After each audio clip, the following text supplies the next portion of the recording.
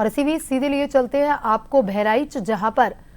मोदी सरकार के 11 वर्ष का कार्यकाल पूर्ण होने के उपलक्ष्य में कार्यक्रमों का आयोजन किया जा रहा है। यूपी सीएम योगी आदित्यनाथ संबोधित कर रहे हैं। आगे बढ़ाते हुए डबल इंजन की भारतीय जनता पार्टी नेतृत्व की सरकार ने संकल्प लिया था कि मुझे प्रसन्नता है कि भव्य स्मारक का आज लोकार्पण प्रधानमंत्री मोदी जी के विरासत और विकास के इस अभियान को आगे बढ़ाते हुए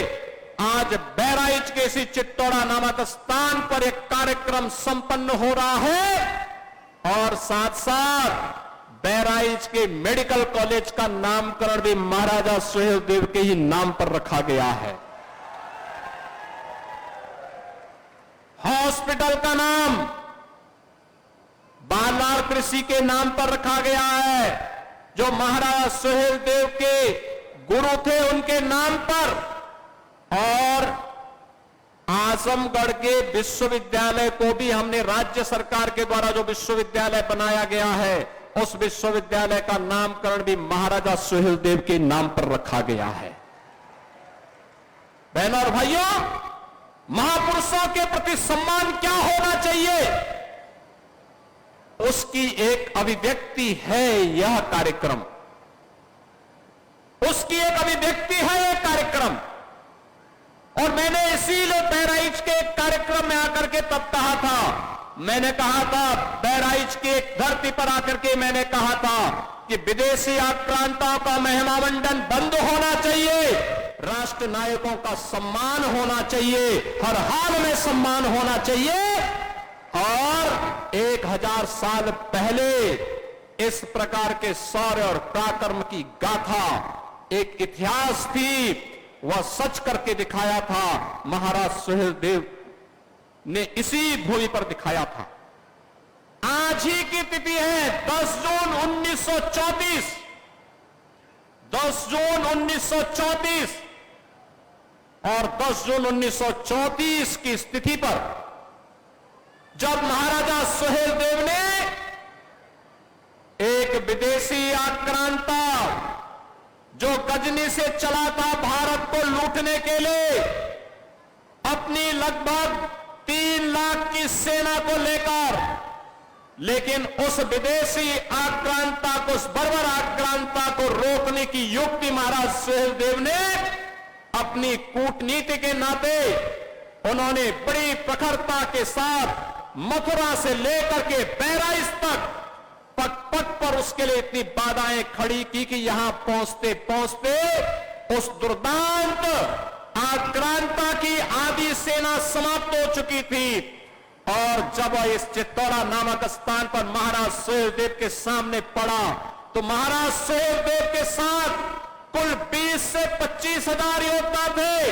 1.5 लाख योद्धा सालार मसूद के साथ पास थे,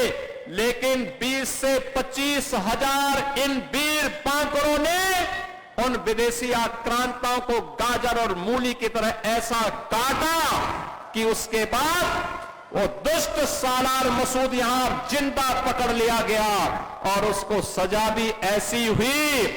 कि जो इस्लाम के अनुसार जहन्नुम में जाने की गारंटी देता है। बहनों और भाइयों, और इसीलिए हम कहते हैं,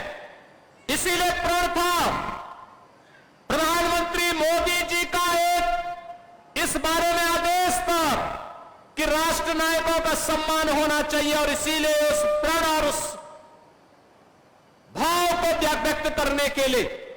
मन में एक इच्छा थी, महाराजा सुहेलदेव को जो सम्मान मिलना चाहिए था, इतिहास ने भले ही उनके साथ नाइंसाफी की है, लेकिन डबल इंजन की सरकार उनके साथ नाइंसाफी नहीं होने देगी,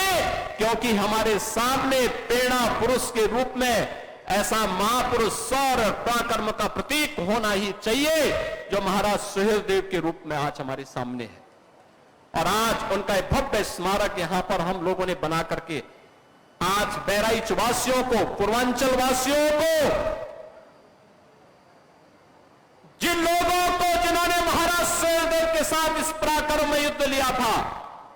उस युद्ध में भाग लेकर के भारत को विधर्मियों के आक्रमण से बचाया था, भारत धर्म और संस्कृति को बचाने का काम किया था, धरा को भी और धर्म को भी बचाने का काम किया था। उन लोगों को पददलित कर दिया गया, वंचित कर दिया गया, बुनियादी सुविधाओं से वंचित कर दिया गया। और मैं पूछना चाहता हूं आज इसी अवसर पर कांग्रेस को, समाजवादी पार्टी को, अन्य दलों को पूछना चाहता हूं, क्या किया उन्होंने? क्या किया उन्होंने? महाराज सुहेलदेव को क्यों नहीं सम्मान मिल पाया? क्यों नहीं सम्मान मिल पाया? आखिर महाराज सुहेलदेव के नाम पर यह भव्य स्मारक पहले क्यों नहीं बन पाया? आजादी के बाद क्यों नहीं बन पाया?